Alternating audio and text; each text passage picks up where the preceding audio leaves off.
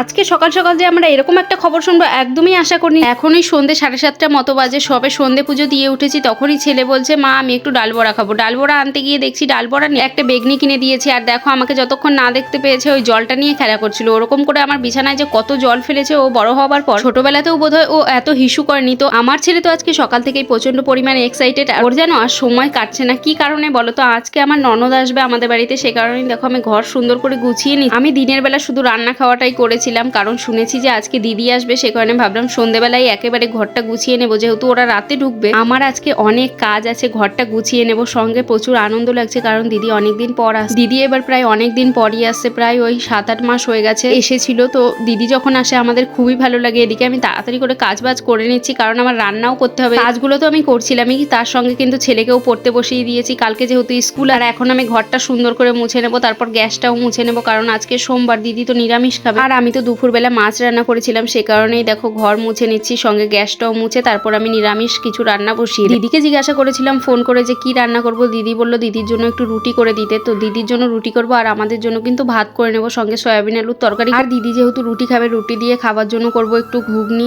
আর ডাল তো আছে। আর এদিকে সব কাজ করার পর একটু চা নিয়ে বসেছি, এরপর আবার রান্না বান্না করতে।